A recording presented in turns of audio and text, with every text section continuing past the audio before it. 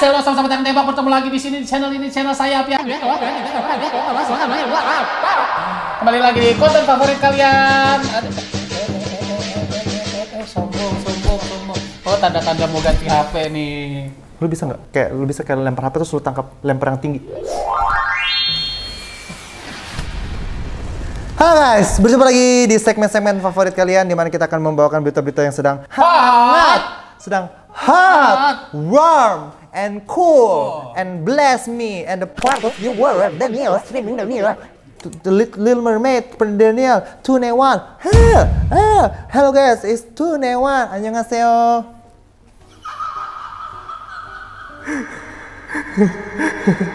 Kembali lagi di konten favorit kalian, Gemetar atau Algementeti. Alpigera mencari thread Twitter. Lu diam. Gue punya yang baru. Algementeti gimana? Ini kan disensor juga. Alpigera mencari thread Twitter. Algementeti. Algementeti. Gua terima. Algementeti gede. Alpe dan Gera mencari thread Twitter gede.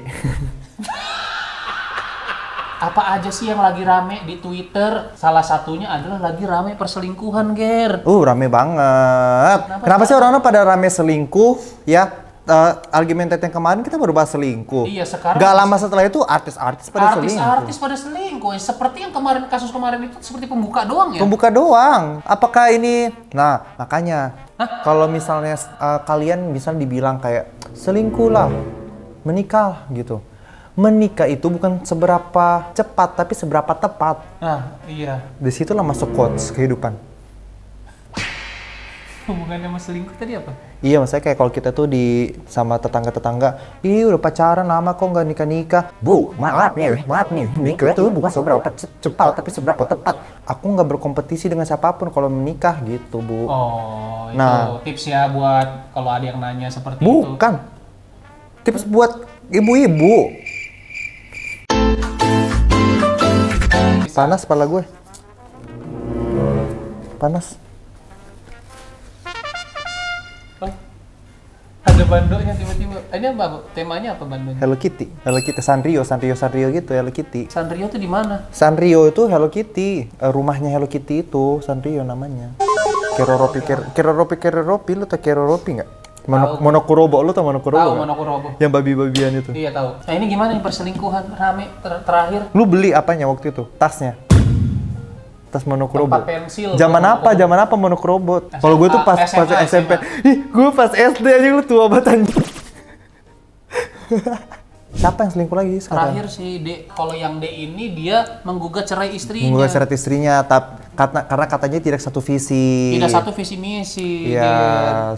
Ternyata udah nikah bertahun-tahun pun sampai 10 tahun kalau nggak salah dia. 9. Punya 3 anak. Dan udah punya 3 anak, ternyata masih bisa tidak satu visi misi ya? Tidak satu visi misi. Iya, maksudnya. Gue pikir kalau udah lebih dari 5 tahun gitu udah masih bisa satu visi misi. Lalu misalnya nih. Dia itu bisa terjadi lah perbandingan gitu dalam rumah tangga. Misalnya istri lu suka makan kulit ayam. Suka. Lu? Suka. Nah itu kan masih satu misi. Iya. Kalau nggak suka? Nggak satu misi. Kalau nggak suka, sama yang nggak suka, satu misi lagi. Ini barusan banget hari ini. Selebgram HM ya? Pacarnya masih kontak-kontakan sama mantannya. Terus juga diduga artis CS. Banyak yang selingkuh ya, makanya itu beruntung lu jadi orang jelek kagak ada yang mau. Iya kan? Banyak yang mau kok. Kemarin tadi ada yang komen gini, Bang tenang bang, omku mau sama lu. Yang gue bilang mana ada mau sama lu. Kenapa omnya?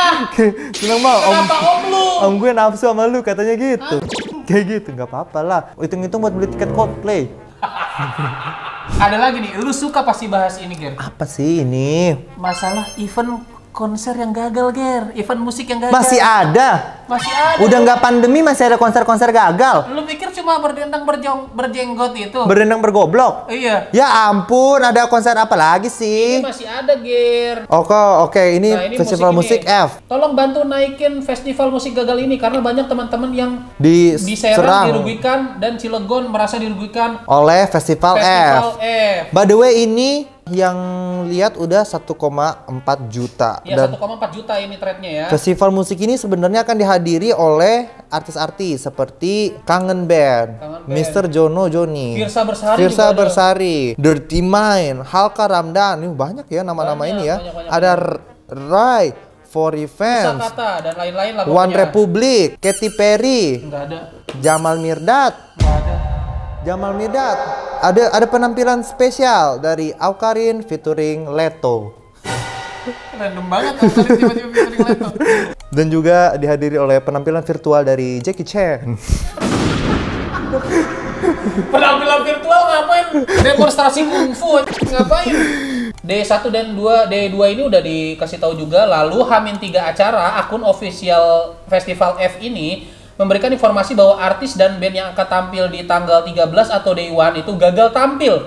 Tunggu, siapa aja di tanggal 13 itu? Yang pertama ada Katresna, Bagus, Lady Kamaro, Haikal, Story Art, Break, Rumput Hijau, Raisa Anggiani, Isoma, Asep Asep Balon, Pusak. Oh, ada Kangen Band di ya, hari ada satu. Kangen Band. Semuanya batal tampil. Headlinernya Kangen Band nih. Betul. Lalu H-3 acara akun officialnya. Sorry.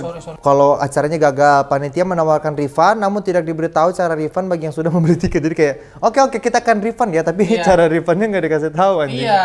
Kepada seluruh F yang sudah membeli tiket di tanggal 13 Mei, kami ingin memberitahukan bahwa F Fest akan diadakan hanya sehari, yaitu di tanggal 14 Mei. Oh, berarti semua artisnya dipindahkan ke tanggal 14 Mei gitu ya? Betul. Enggak, seluruh yang tanggal 13 itu tidak bisa tampil. Atau yang tanggal 14 semuanya di 13 keputusan Kan tampil ini tanggal gabung. 14. Ke yang 14 di ke-13 itu gimana? Kalau 13 di kagak jadi. Keputusan ini diambil berdasarkan pertimbangan yang matang dan dari permasalahan yang ada. Permasalahan juga apa nggak dikasih tahu. Nggak dikasih tahu. Kami selaku panitia besar mengucapkan minal aidin wal faizin, mohon maaf lahir dan batin. Untuk mengurangi rasa kecewa, kami menawarkan dua opsi, yaitu tiket pada tanggal 13 dapat digunakan ikut bergabung pada 14 atau Dapat meminta pengembalian pengembalian uang. uang. Nggak ada ini Tapi ya. meminta pembalian uangnya tidak diinfokan. Nggak ada. Nah, Baru ada juga festival tahu yang dari tahun 2022 sampai sekarang nggak refund. Gue ikut tuh, gue beli itu. Festival yang tahun lalu itu sebenarnya line up-nya tuh ada Lihai, ada Eric Nam. Oh iya, Iya,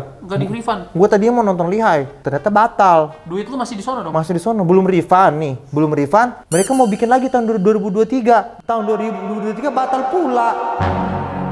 Semuanya belum di refund, goblok. Festival GF kalau kalian kalau mereka ngadain lagi jangan dibeli.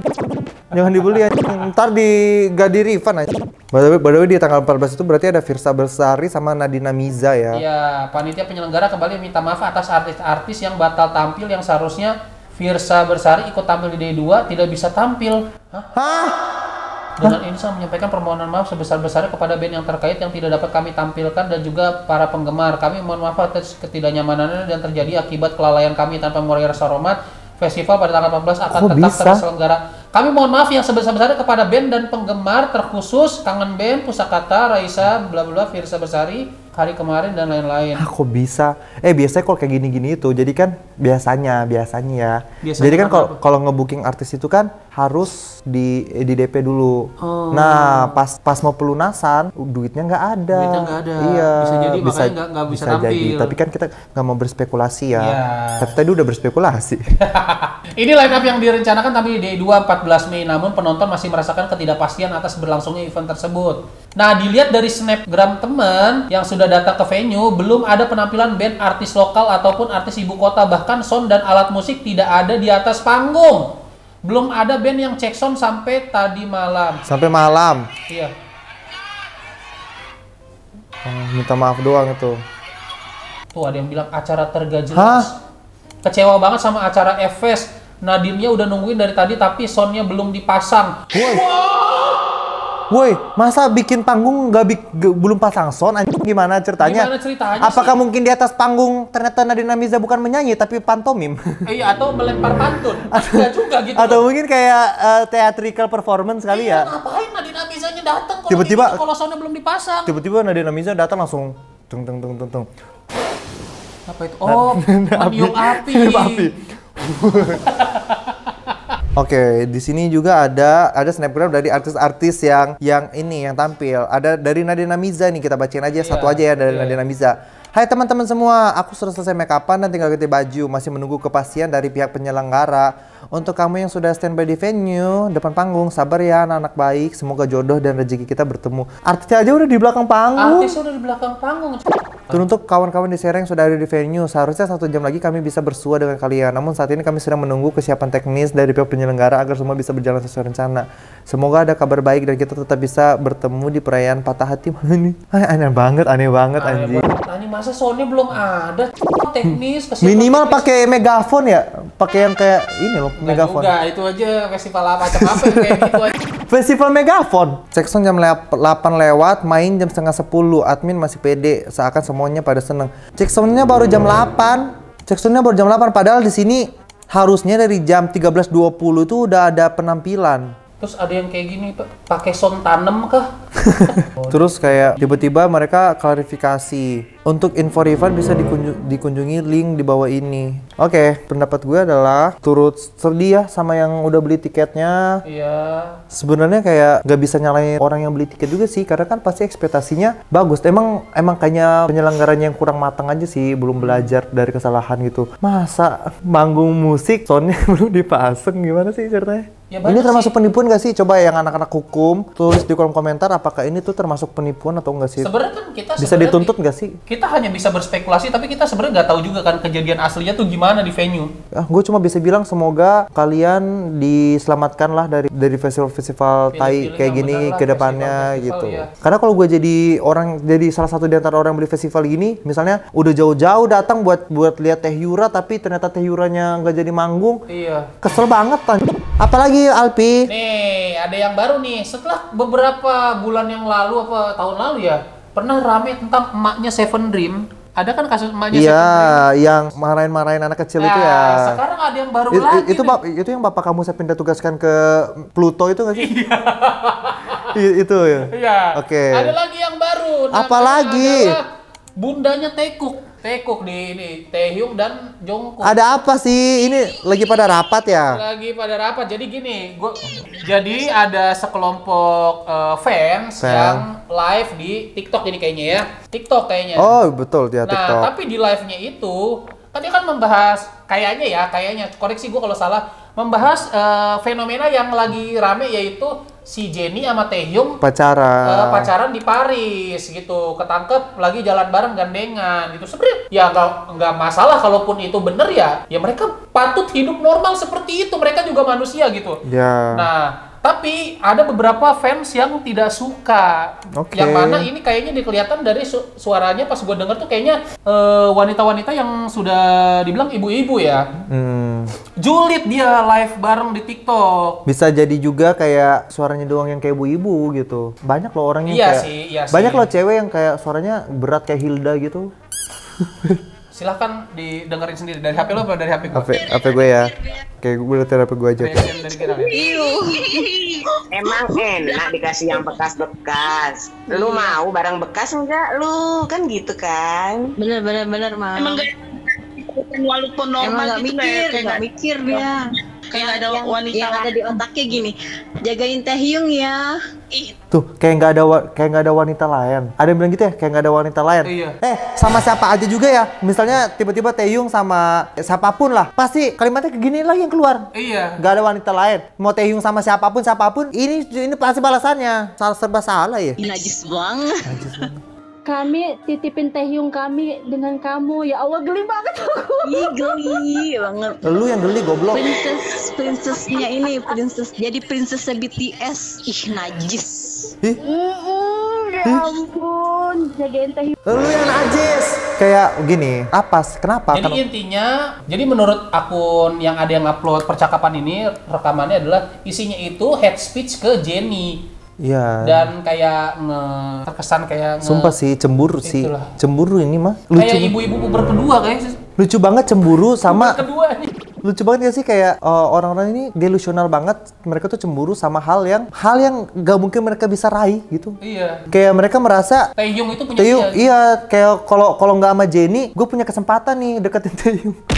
Kayak gitu. Lu aja nggak bisa nge-mention Taehyung di Instagram. Betul. Mentionnya dimatiin sama Taehyung. Iya. Gimana bisa lu punya feeling kayak kalau Taehyung nggak sama Jennie, Taehyung bisa mau sama gue? Atau kayak paling enggak lu punya hak apa untuk Taehyung mau pacaran sama siapa? Bener iya, nggak? kalau nggak prinsipnya kayak gini kali ya, kayak kalau Taehyung nggak bisa sama gue, dia nggak boleh sama orang lain. Betul. Bisa jadi kayak gitu ya? Iya. Delusional banget sih anjir. GWSD ibu-ibu ya. No, anak lu nangis-nangis minta makan lo, mendingan lu ngurusin anak lu aja. Bu. Tapi suaranya sih kayak ibu-ibu banget ya. Emang iya kayak ibu-ibu kan, kayak Iya, ibu-ibu iya, berdua aja yang lagi berjulit. Kok bisa orang itu punya energi, punya waktu banyak untuk dihabiskan untuk membenci orang gitu? Kok bisa? Jawabannya hanya satu sih, orang-orang nganggur. Iya. Ya gitu ya. Jadi ibu-ibu kayak mungkin ibu-ibu yang bosan kayak jadi ibu iya. rumah tangga nunggu bahaya menganggur ini kayak makanya pemerintah tolong ya, siapapun yang jadi presiden tahun depan tolong diperbanyak lapangan kerja sih, itu penting banget loh biar yang kayak gini-gini tuh makin berkurang ya. Ada apa lagi? Terus di situ? katanya memang dia mereka ini sering nge-shipper yang sesama jenis gitu loh. BL. Iya. Najis, ibu-ibu pejuang shipper yang sesama jenis gitulah. Tapi ini kata reply-reply-nya bukan kata gue ya. Tapi bagi aku, ini pendapat aku pribadi ya. Iya. Kita juga itu kayaknya nggak perlu ngurusin ibu-ibu aneh ini ya. Iya. Karena kita juga membela Jennie sama Taehyung pun, gue cukup yakin kayak Jennie sama Taehyung itu tahu resikonya. Betul. Dan mereka pasti sudah prepare mentalnya, hatinya gitu. Iya. Jadi kayak gue yakin mereka lagi bahagia aja gitu di sana gitu. Iya, sementara kalian yang menghabiskan energi untuk kayak gini gitu. Jadi kayak kalau bagi aku kayak ketawain aja. Menurut aku kayak ketawain aja, kasihani aja orang-orang nganggur ini. Berarti kayak mereka tuh seluang itu waktunya, selowong itu nggak punya kerjaan. Mau kalian bully sampai kena mental, menurut gue kayak bakal ada terus gitu, bakal beranak terus orang-orang kayak gini tuh membelah diri mereka, orang-orang kayak gini tuh ya, kayak amuba gitu. Jadi kayak daripada energi lu habis, simpan energi positifmu itu, simpan. Jangan kasih masuk energi negatif di dirimu. Liatin aja, ketawain aja. Ingat, kapal itu tenggelam bukan karena laut di sekitarnya, tapi karena air yang masuk ke dalamnya. Anjay, tau nggak? Intinya jangan biarkan energi negatif masuk di dirimu, ntar kamu bakal tenggelam. Biarkan aja, ketawain aja gitu ya kan. Nah, kalau mau kata-kata selanjutnya ketik seperti biarlah SMS kamu dapat langsung dari HP aku. Bukan dari HP Alpi, karena Alpi belum punya broadcast channel. Tapi mobilku lunas. Minimal punya broadcast channel deh, minimal mandi minimal mandi. Buat apa punya broadcast? Minimal mandi, day one kau berani, day one, explain, day one, goblok. Ada apa lagi Alpi? Ini ada sebuah thread yang dibuat oleh Jerome Point. Si Jerome sekarang udah bahas-bahas ini ya, udah bahas-bahas kasus-kasus seram kayak gini. Bukan, itu beda Jerome bro. Beda Jerome. Jadi bukan yang dulu matematika. Beda itu. Oh, itu Albert Einstein ya. Hello guys, Vigat, jumpa lagi di channel horror Indonesia nomor 1 di Antariksa. Stop senyum-senyum, cause shit about kita harus punya tagline sendiri tahu, jangan ngikutin orang. Selamat masuk di segmen Argumentative Horror Fashion. Oh my god. Jadi kayak ada efek-efek serigala gitu. Jujur takut sebenarnya mau cerita, tapi penasaran. Ibuku pakai susu Kak Jer, sekarang sakit aneh. Udah berobat kemana-mana, tapi nggak ada progres. Soal cermin, ibu punya cermin yang persis pengilon tapi lebih besar. Itu peninggalan eyang dari dulu, nggak boleh dipindahin. Cermin posisinya di kamar ibu, ngarah ke depan pintu. Kamarku di seberang kamar ibu, jadi kelihatan cerminnya kalau pintu dibuka. Kursi roda ibu suka jalan-jalan sendiri. Bahkan aku pernah lihat snapgramnya, dia sampai Jepang punya snapgram jalan-jalan. Kursi rodanya punya snapgram jalan-jalan sendiri. Solo traveler berarti dia. Kursi roda. Semalam habis baca cerita Sender, gue diskusi dengerin dia cerita detail yang sebenarnya. Sepintas ini energinya gede banget, parah, sosoknya juga kacau, ngeri coy. Kalian benar, ini bukan sekadar susuk, tapi menurut gue ini perewangan yang sudah melekat ke darah.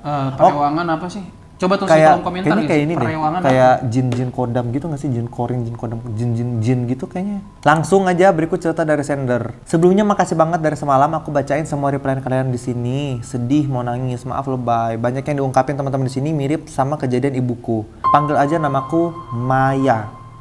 Aku bingung cerita dari mana. Aku tinggal di Jawa Tengah, keluargaku Jawa Tulen. Kami tipikal keluarga Jawa yang mempraktikkan toto kromo wong Jawa dengan kental. Setidaknya sampai yang nggak bisa sampai lu medok juga bro. Ke bawah suasana bro. Ke bawah suasana ya. Ke bawah suasana bro. Emang harus gitu sih kalau baca thread horror. Iya, ke bawah suasana bro. Ke bawah suasana ya. Setidaknya sampai Yangkung meninggal, sejak saat itu keluarga besar kami seperti cerai-berai. Konfliknya klise, perihal rebutan warisan. Sumpah perebutan warisan juga Itu emang sih. Gila tahu bisa main bunuh-bunuhan. Gue punya teman pengacara, kata dia adalah kasus yang paling menurut lo susah apa? Kata teman pengacara adalah perebutan warisan itu paling susah karena bisa sampai bunuh-bunuhan. Bener, kalau apalagi warisannya warisan budaya. Begitu mempesona budaya Indonesia. Ibuku anak pertama dalam keluarga akhirnya mengalah. Dia hanya menerusi usaha yang anak-anak lain tidak ingin dilanjutkan. Oke. Berarti kayaknya mereka ini dari keluarga yang berada ya. Karena rebutan warisan. Warisannya berarti cukup mumpuni untuk diperebutkan ya. Sejak saat itu, ibu melanjutkan usaha Yangkung, yaitu rumah makan ayam dan bebek. Yang mana semenjak dipegang ibu, rumah makan itu berkembang pesat sampai punya cabang di sepanjang Jawa Tengah sampai Timur. Kurasa bisnis ibu ini cukup ternama. Kalian generasi 2010 pasti tahu jika aku sebutkan nama rumah makan ibu. Jagonya bebek. Salah. Semua berkat ilmu yang diajarkan Yangkung. Ojo durhokole. Ucap ibu tiap kali ditanya saat kumpul keluarga besar. Tips mengembangkan usaha sampai sebesar itu. Oh, kalau tipsnya dari ibu adalah berarti jangan durhaka. Iya. Tiap kali ibu menjawab, pasti suasana meja langsung kayak canggung. Semua saling tatap tanpa ada yang berani mengutarakan. Kalian tahu lesung tumbuk padi? Oh, tahu yang gini terus yang cekung tuh yang biasa buat numbuk gabah itu kan. Kayu jati asli yang diukir memanjang untuk menumbuk padi, bobotnya berat. Itu adalah benda peninggalan Yangkung pertama yang paling disayang ibu. Sampai dia awal-awal sakit pun, datang beberapa orang yang sepertinya kolektor menawar lesung tumbuk padi itu dengan harga tinggi. Hah? Tapi ibu selalu tolak mentah-mentah dengan kasar. Karena kurang tinggi menurut ibu. Harusnya enggak gitu, enggak ada. 200 miliar. Enggak ada. Kamu, dasar wanita sialan. Pergi kamu. Kok tiba-tiba berubah genre ini? Nggak ada cuy. Yang paling kuinget adalah saat terakhir kali ibu sambil batuk-batuk marah ke kolektor yang menanyai harga lesung itu. Berani bayar berapa kau harga nyawaku? Oh, jadi di sini ibunya udah mulai sakit-sakitan ya. Sejak dulu saat masih sehat, ibu selalu menumbuk lesung setiap pukul 5 sampai 6 pagi saat transisi fajar dari gelap ke terang. Ibu membunyikan lesung itu dengan irama duk duk duk duk duk duk duk teret. Dia tampak senang tiap kali menumbuk lesung seakan mendapatkan energi baru. Sekarang ibu sakit. Lesung itu dibiarkan di tempatnya di gudang belakang dekat sumur rumah kami. Tak ada yang berani mengutak-ngutik sampai sekarang pun lesung itu jadi penuh debu. Namun sejak ibu sakit, lesung itu jadi menyeramkan. Dia suka bunyi sendiri setiap tengah malam. Seperti ada yang menggunakan. Duh. Udah. Gak usah ke arah sana. Terakhir itu kejadian tadi malam saat aku lagi cerita ini ke Kak Jeru. Oh, kayak duk. Serem loh. Mulanya ibu mengeluh sering sakit punggung dan batuk-batuk. Beberapa kali muntah darah sampai akhirnya didiagnosa TB paru, tuberkulosis paru ya. Badan ibu perlahan mulai kurus. Badan ibu perlahan mulai kurus. Semenjak itu, ibu selalu pakai baju terusan warna hijau. Dia tidak pernah mau mengganti baju selain warna hijau. Wih, anjir. Kenapa ini? Rasa maca kali. Rasa maca. Aku sempat bertanya-tanya soal ini dan mencium ada yang nggak beres. Kenapa warna hijau? Kalian ada yang tahu kah? Nah, itu dia. Sampai satu waktu ibu jatuh di dekat sumur. Kepalanya terbentur. Sejak saat itu ibu kena stroke iskemik, semacam akibat pembuluh darah yang menyumbat otak. Ibu nggak sadarkan diri, dirawat di rumah sakit hampir 2 bulan. Waduh. Pas motoriknya mulai menunjukkan tanda-tanda pergerakan, ibu diperbolehkan pulang. Tapi semenjak di rumah, kesehatannya malah terus menurun sampai akhirnya dinyatakan lumpuh. Oh my god. Sedih banget anjir. Jadi abis jatuh sekarang ibunya lumpuh ya karena kena saraf di otak. Iya. Dokter bilang organ-organ vital ibu sebenarnya sudah tidak sanggup lagi mengorganisir tugasnya. Metamorfosanya ialah ibu seperti mayat hidup. Oh, jadi kayak mati segan hidup tak mau gitu. Jadi kayak udah nggak bisa ngapa-ngapain. Iya. Seiring ibu sakit, bisnis rumah makan juga bangkrut. Satu persatu cabangnya tutup. Bapak nggak peduli. Bapak hanya fokus ke pengobatan ibu. Dia nggak salah juga sih. Bener, dia mendatangkan banyak dukun dan orang pintar ke rumah, tapi hasilnya sia-sia. 1 tahun ibu sakit tak berdaya, bapak terindikasi stres berat sampai dia didiagnosa gangguan jiwa. Sudah berapa kali keluar masuk rumah sakit jiwa, bapak seperti ketakutan, diintimidasi oleh makhluk yang dia hanya sendiri yang lihat. Tapi kepulangan terakhir dari rumah sakit jiwa, dia sudah tampak sembuh. Bahkan aku takjub, bapak bisa normal seperti sedia kala. Tapi besok malamnya, aku dengar bapak menembang lagu Jawa sambil mengusap kening ibu. Bapak juga menari pelan. Gue kalau bayangin visualisasinya tuh serem banget anjir. Masalahnya biasanya kan yang menari itu cewek. Iya, Ini cowok sambil menembangkan lagu Jawa. Dan gitu diusap kening ibu pelan sambil menari dan diiringi lagu Jawa. Malam itu aku melihat bapak berbeda. Walaupun ibu terbaring, tapi aku melihat semacam ada romansa pedih di antara mereka. Aku balik ke kamar. Pas mau tutup jendela, aku melihat bapak berjalan keluar. Aku kaget. Tadi banget aku lihat bapak di kamar ibu. Gak mungkin secepat itu bapak turun. Hah? Berarti yang tadi bukan bapaknya dong? Kamar kami ada di lantai 2. Kulihat bapak tersenyum menatapku di jendela. Yang senyum yang gua bayangkan tuh udah senyum beda. Senyum serem itu pasti. Bapak yang asli yang mana? Namun habis itu aku menjerit sejadi-jadinya saat melihat bapak menancapkan kepalanya ke ujung gerbang yang runcing.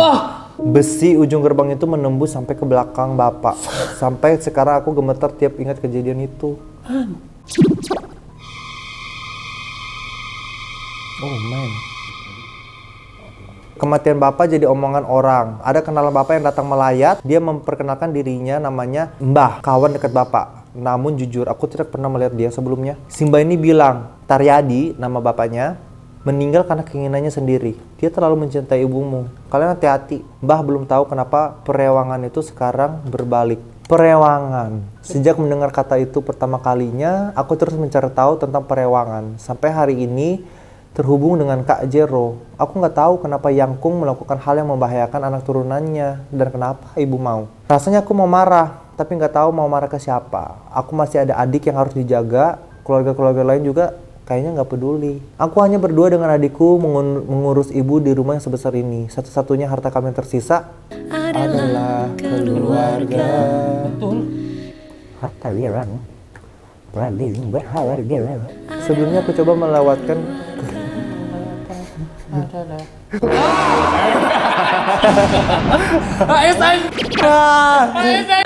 Kaget. Gue kira mati beneran.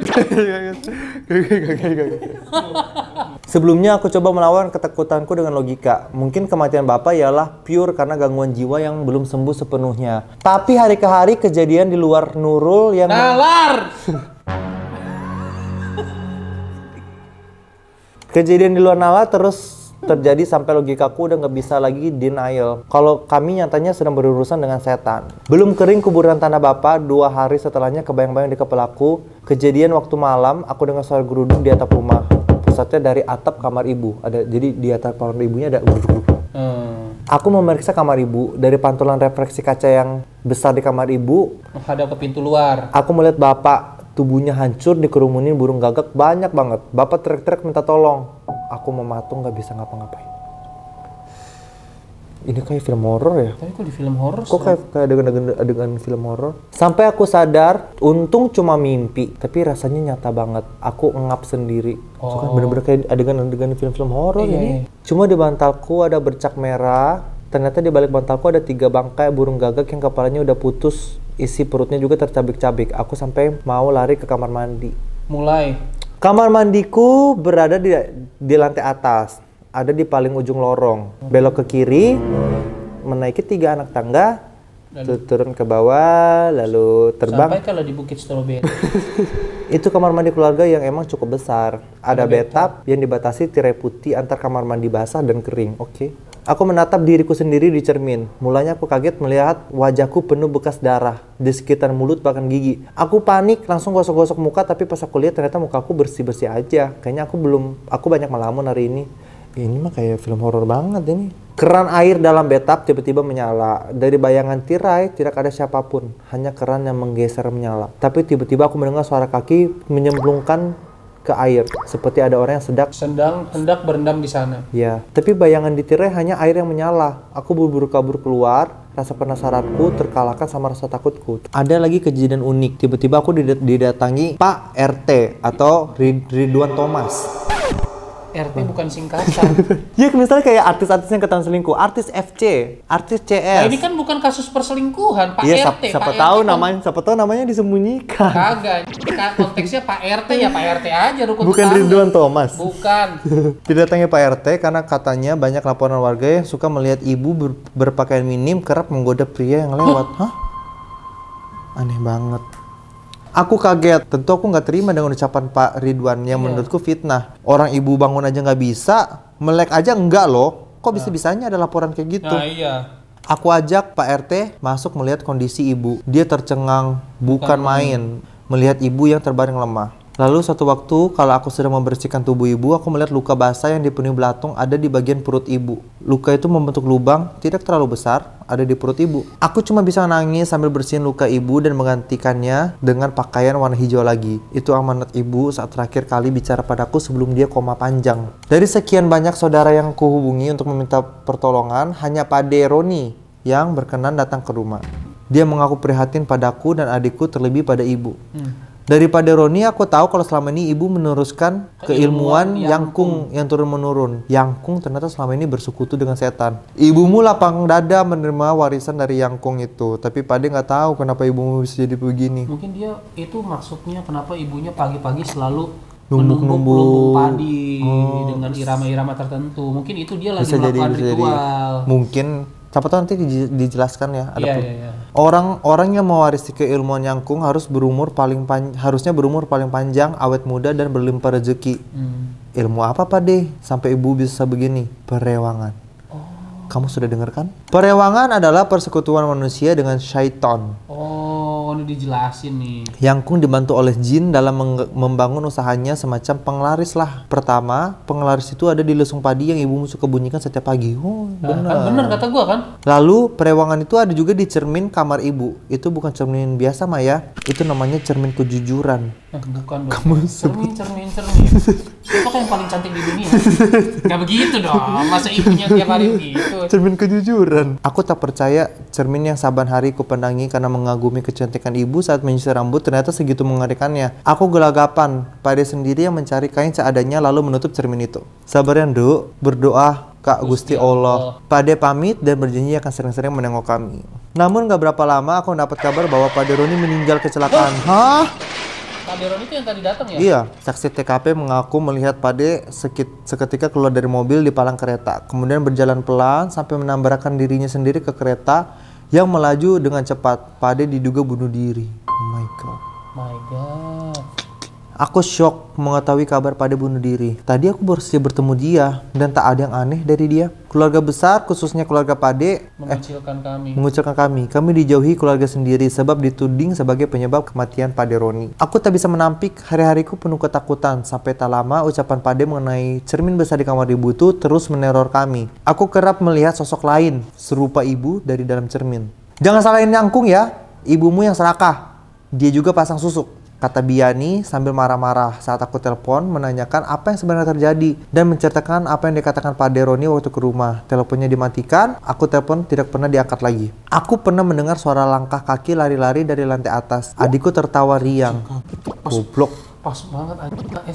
Lagi apa dia? Aku buru-buru naik ke lantai atas dan aku melihat cermin yang udah ditutup sama Pade tiba-tiba dibuka. Aku kaget mencari di mana kain itu. Lalu aku menemukan kain itu ada di ujung lorong dekat kamar mandi. Tapi kain itu menutup tubuh anak kecil. Plak tubuh anak kecil. Bentuknya kayak anak kecil. Aku takut, aku mengira itu adalah adikku. Jadi aku memberanikan diri mendekat dan membuka kain itu. Zet! Untung benar, itu adikku. Dek, astagfirullah, kamu ngapain? Main, Kak. Aku terkejut, di rumah ini tidak ada siapa-siapa selain kami. Main sama siapa? Sama ibu. What? Mendengar itu langsung kupeluk adikku. Anak kecil tidak mungkin berbohong kan? Percuma juga aku menginterogasinya. Dia hanya akan mengatakan apa yang dirinya lihat dan lakukan. Aku mengajaknya tidur di kamarku. Aku takut terjadi apa-apa dengannya. Tengah malam, pintu kamarku berdecit terbuka sendiri.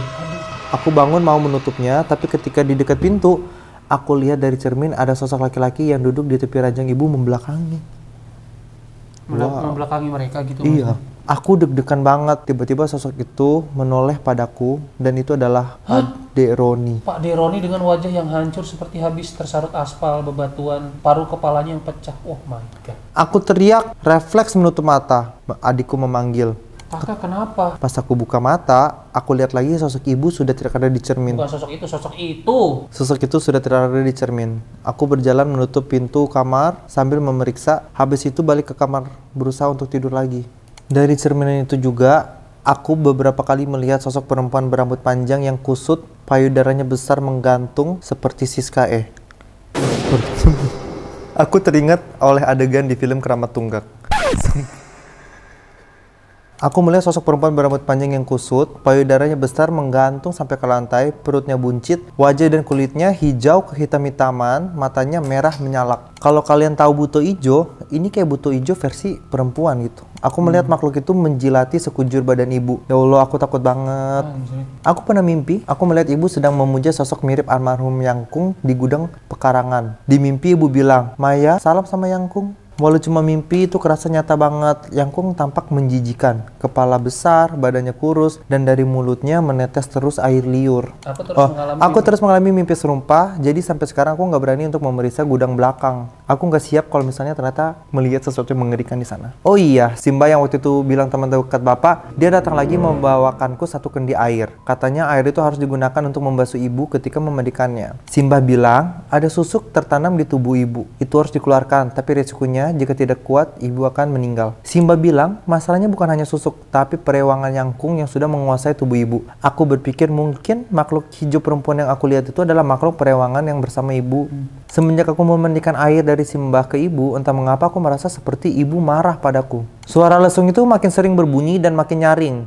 Setelah itu pasti ada sesuatu yang terjadi pada kami. Adik pernah kerasukan sampai dia menggaru-garu kukunya ke tembok sampai kukunya berdarah-darah. Ih, geli. Aku melihat ibu dari cermin berdiri menyeringnya kepadaku. Tapi ketika aku tengok, ibu masih berbaring. Ini mah kayak scene film horor banget loh. Pernah satu waktu aku sedang menyuapi ibu. Dari cermin aku melihat makhluk perempuan hijau dengan perut melendung itu menempel di atap plafon. Dari mulutnya menetes cairan hitam pekat ke wajah ibu sampai ibu gelagapan sulit bernapas. Aku ketakutan, butuh waktu untuk memberanikan diri menoleh, namun ketika aku menengok, aku melihat ibu duduk. Wajahnya nyaris menempel dengan wajahku. Ibu berteriak mengerang, aku pun ikut berteriak karena kaget. Ini kayak Iya, jadi pas dia habis melihat begini, pas dia begini.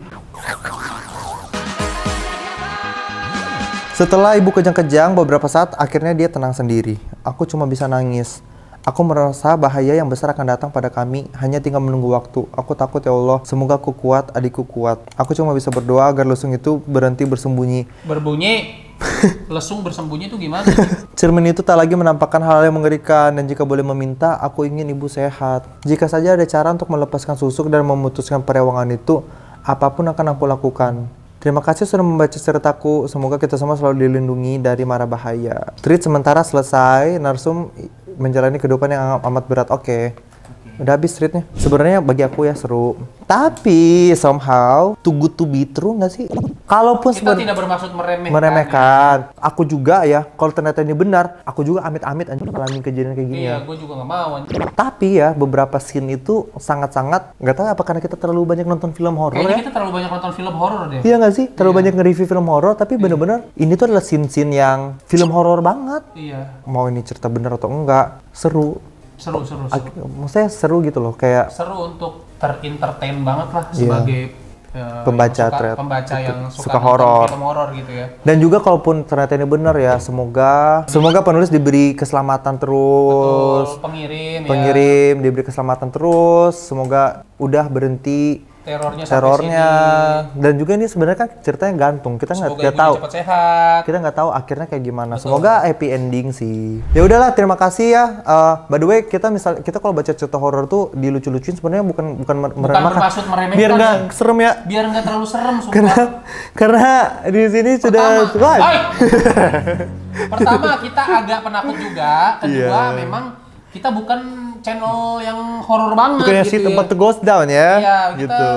kita usahakan biar Biar kita sama-sama juga nggak serem betul, gitu. biar penonton kita juga gimana caranya nggak terlalu takut Tapi lah. ini serem loh, ini cerita serem Iya, ya. Ya udah, kalau kalian juga punya thread-thread yang sedang viral dan ingin dibahas, Iya. boleh DM Alpi ya. DM gua di Instagram dan juga atau kirim ke email di bawah ini. Terima kasih semua yang sudah mendengarkan cerita hari ini. Coba pendapat kalian soal itu ya. Ya, pendapat kalian soal cerita yang tadi kita ini silahkan tulis di kolom komentar ya. Kayak gimana? Oke, Oke, sampai thank you buat bertemu udah di nonton. Argumentative berikutnya. Bye. Dadah.